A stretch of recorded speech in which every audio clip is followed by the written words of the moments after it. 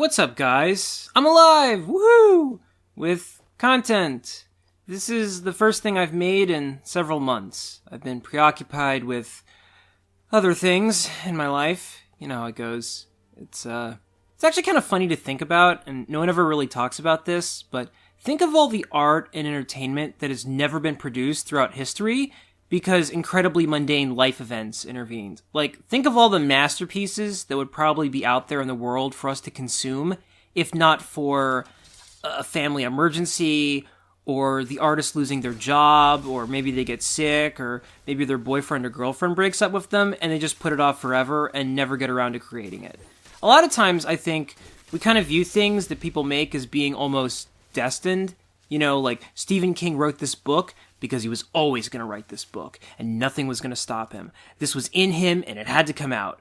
When, in actuality, the circumstances have to align almost perfectly, I think, sometimes for people to not just be willing to make things, but to be able to. You might have all the initiative in the world to produce the greatest YouTube video ever, but if one little thing goes wrong, like if you break your leg and spend the next month in bed right around the time when you were going to make something, maybe you never make it. So, yeah, I went on a tangent before I even explained what the hell this video is.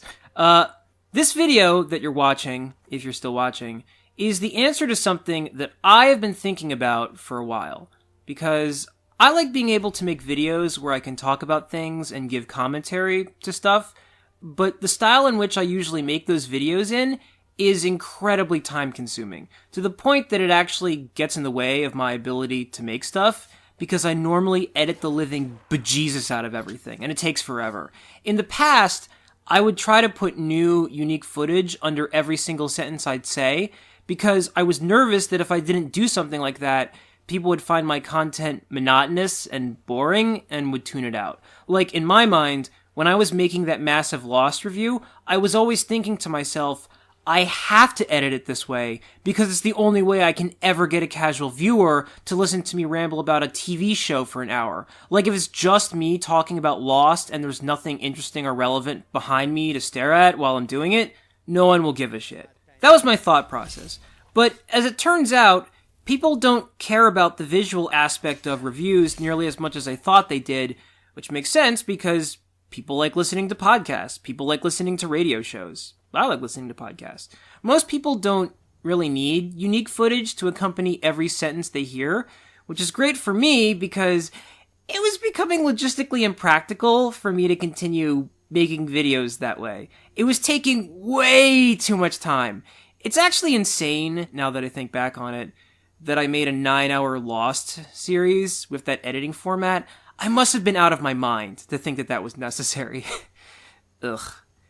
So here's the plan that I came up with. I'm going to make a series of casual stream of consciousness reviews and videos, like the one you're staring at, where the video component is just a video game that I happen to be playing at the moment, which I may comment on in the video, but which otherwise has absolutely nothing to do with what I'll be talking about. That way, I can produce videos like this maybe once a week or something, as opposed to my current pace, which has been once every 4 months, which is awful. Now, at some point, I will get around to making one final review in that previous editing style that I just mentioned, and that review will be of the Lost epilogue. You know, gotta beat that dead horse. But after that, I really want to make videos this way, because I think it's more subscriber-friendly for y'all to get more than 3 videos a year out of me, and it's certainly easier for me too. However, if you're watching this and you think that this new style sucks, then feel free to let me know, although I'll probably skim past what you're saying, but you never know. Today's footage, by the way, is from the Elder Scrolls V Skyrim Special Edition for the PS4, which I purchased as a gift to myself because I really needed another thing in my life that I could sink 100 hours into. And, I don't have a whole lot to say about Skyrim, because I don't think anyone needs a Skyrim review. Everyone knows that Skyrim is awesome. It is a masterpiece. But I do have a little to say about the previous game in the Elder Scrolls series, Oblivion, which in my opinion deserves a little more recognition than it's getting these days. Because Bethesda has said, as of this recording, that they will not remaster Oblivion because it's an early Xbox 360 PS3 era game, and it's so out of date by modern standards, and it's such a colossal game that the resources that it would take to remaster it are practically the same that would go into creating a whole new game from scratch, and so it's just not practical for Bethesda to redo it, which I completely understand. Still, it would be great if Oblivion ever was remastered, because like Skyrim, it's worthy of that treatment. Oblivion is an incredible accomplishment for its time, and it's really the game that, I think like a lot of people, made me fall in love with Bethesda titles. I remember when I first played Oblivion. It was the first RPG I ever played on the 360. It was the first RPG I ever played on a high-definition TV. And it was incredible to play this giant open-world sandbox title where the landscape that you were seeing on the horizon wasn't just a static image in the background. It was a real thing that you could really walk to if you wanted to. And it would take forever. It might take a couple hours, but you could spot a mountain in the distance and walk to it and climb down it and interact with it like you would like it was in real life. They created a map that wasn't merely a series of environments like it was with every other RPG, but was instead one giant environment that encompassed everything you were looking at.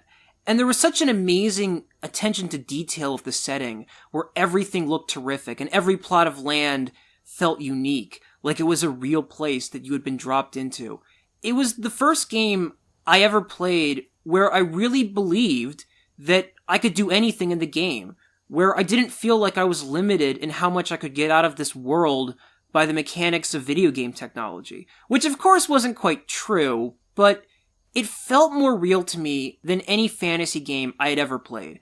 And I have yet to play a game that raised the bar and how immersed I ever thought I could be in a video game as much as Oblivion did. And one of the reasons why it was so impactful, for some reason my Word document doesn't think impactful is a word, but it is. One of the reasons why is that everything in the game had this culture and lore and depth to it that oozed with realness. Like, the NPCs moved around independent of you, and they would go to different stores and places during the day, and they would interact with each other, and all of that was game-changing to me. With virtually every other video game at the time, if you went to a store and that store had a shopkeeper, it didn't matter if you were visiting at 3 p.m. or 3 a.m. That store never closed, and that shopkeeper never moved. They stayed in the same spot throughout the entire game. They didn't have a life outside of whatever purpose they had in helping you. But in Oblivion, all of a sudden I was playing a game where the background characters had a body clock, and the world had seasons, and it would snow and rain sometimes. And there were even books in the game that weren't just titles on a cover, they were real books that you could really read on your screen if you wanted to. And they weren't even short books either. They were long and boring, because I did give one or two a shot, and man, it's work to get through a couple pages of those stories. For instance, and this is where you can tell I went to the wiki, there's an 8-part book collection called The Wolf Queen that appears in both Oblivion and Skyrim, and probably Skyrim's sequel whenever that comes out. And that collection is over 12,000 words long, meaning that if you wanted to read every volume of that one story, it would take you at least an hour. Not to mention the numerous hours it would probably take you just to assemble them all in the first place, which you would never do because the books are borderline unreadable in these games. But the fact that Bethesda went to the trouble of creating fiction novels within their video game that you can read if you want to, that's a level of dedication that to me epitomizes why these games are so great. Because there's depth in them, even in areas where there doesn't need to be depth. They went to every possible length to make this universe feel unique and original and special. That being said, I am curious, do people actually read the books? There are other games that have books in them too, and I genuinely believe that developers do not expect people to actually read them. I think they're primarily put in some games to flesh out the world one more notch, and that they're not really there to be enjoyed. And most people get that and steer clear of them. But I might be wrong. Leave a comment if you want, because I want to know the answer to this question. How much reading are you willing to do in a video game, and would you be willing to read a book in a video game? Because in my head, I'm thinking that 90% of you are going, fuck no! If I want to read, I'll read a real book, not some Elder Scrolls bullshit.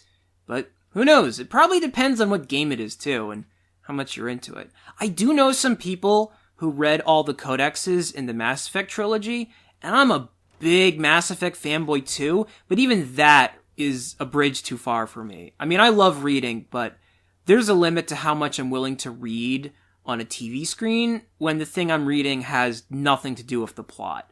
And whether you agree or disagree, let me know, because I'll respond to you. Probably. Maybe. Back to Oblivion. As much as I'm gushing about it, and I probably put more time into Oblivion than any other game in my life, except maybe Fallout 3, I will say that the game has not aged gracefully in many aspects, which I know because I played the game at someone's house recently, and I was able to compare and contrast Oblivion and Skyrim for the first time. Oblivion is like the rough draft of Skyrim, in the same way the Elder Scrolls 3 Morrowind was a rough draft of Oblivion. There are certain aspects of the gameplay that are rather wonky now. It has a bartering conversation wheel where you make impressions to people as you're talking to them, so you'll be having a conversation with someone, and in order to get them to say anything important, you have to press different buttons to appeal to them. And the whole time, they're just reacting to you by going, oh, aha, interesting. You don't say, wow, incredible. Oh, I don't know if I like, ooh, wow, you don't impress. And it's so weird. And that whole aspect of the game was left completely out of Skyrim. Also eliminated, the lack of gravity in Oblivion. In Oblivion, for some reason, you jump like you're on the moon. Like, Vince Carter has nothing on your random Oblivion character who will jump off a hill and stay in the air for 5 seconds. And it looks especially silly if you watch it from the third-person perspective, which I also don't think you were meant to do in the game. The thing that annoyed me the most about Oblivion, however, and I'm still bitter about this, is that it had a rubber band AI system where enemies would increase in strength as you would increase in strength, and it took away any incentive for you to level up, because you could never outpace the most important bad guys in the game. There was no reason to max out, which went against everything that I knew as an RPG fan. And it was an especially critical mistake to me, because this game was practically designed so that you could never finish everything, so that you could just spend hours and hours and hours on end leveling up. And finding out that all that leveling up didn't really lead to this great reward that it would have in any other RPG, that was kind of deflating. And it was something that eventually made me quit the game, albeit hundreds of hours later. Skyrim perfected all of that. It kept the best aspects of Oblivion and improved upon them, like the graphics and the story. It reworked the level up system to be more player friendly. It fixed the jumping. It has dramatically fewer loading screens and quicker load times and better crafting and less bugs. And it has dragons and a really epic kick-ass story. There's no debate that Skyrim is superior to Oblivion in almost every way. And I understand why a newer RPG fan might now look at Oblivion and go, yeah, I'm staying away from that. That's too dated for me. I get it. And it's not like there isn't enough of Skyrim to occupy your time. But Skyrim wouldn't be Skyrim without Oblivion. And as much as some of its flaws do seep through a decade later, there are many aspects of it that do hold up and aren't that far from Skyrim levels. The music by Jeremy Soule is still phenomenal. The missions you go on are still creative and innovative and cool. And the world, while not as intricate as its successor, is still impressive and worth digging into. It's still a beautiful game, even if it came out of the 360 era. Plus, it has Patrick Stewart in it, which is honestly all you should want out of anything. Also, the one neat thing about Oblivion, and this is true of Fallout 3 too, in conversations, it would zoom in on people's faces, and there was a big emphasis on people's expressions as they were talking, whereas nowadays, it's very loose. In Skyrim, you can swivel your head around and look at other things as dudes are speaking, which I know sounds more interactive, but it makes it harder to concentrate on people when they're talking. It feels less cinematic. I noticed this with Dragon Age Inquisition too. We, the players, should never be able to move around and twitch our heads and shit when we're listening to dialogue, because it makes the conversation feel less important and dramatic. It feels like a chore to center the camera frame on the NPC the whole time. You start to tune them out a little bit. I seriously think Bethesda had this right 10 years ago, but that's just me. So, all in all, it's not Skyrim, but Oblivion is still a great game, and I still see the remnants of it in Skyrim even as I'm replaying it for a second time. If you're a big Bethesda fan and an Elder Scrolls fan, but for some reason you never got around to Oblivion, and now you're looking back at it and wondering if it's worth your time in spite of its imperfections and how old it is, I recommend it. Even if it never gets remastered, there are some PC mods for it that essentially do the same thing. It's not as big a drop-off from Skyrim as you might fear it is. To me, Morrowind was way too much of a departure. It's too raw, and I never got into it. But Oblivion, it'll drive you nuts at times, but it's still fun to set foot in that world. Good game. And thus, I've reviewed Oblivion. A very old game that doesn't need reviews, but there you go. It came to me while I was jumping around in this game. And I reviewed it while showing Skyrim footage, which is very meta, I think. Or not. But there you go. So, to get back to what I was saying earlier, this series of videos, of which this is the only one so far, the idea is that I won't just review things. Sometimes I'll babble about other stuff, give my perspective on stuff that's happening in the world, or happening in my life that I think is interesting. But as a baseline, I'm still going to do a lot of commentaries on here. For example, in the next episode of this, I am planning to talk about Star Wars: The Last Jedi, which I just saw in theaters for the first time, and which I have a lot to say about. Positive or negative? You'll have to find out. Until then, though, I'm going to try to keep this going as much as I can. I'm recording this on January 1st, and it is my New Year's resolution to try to be more prolific and productive from now on.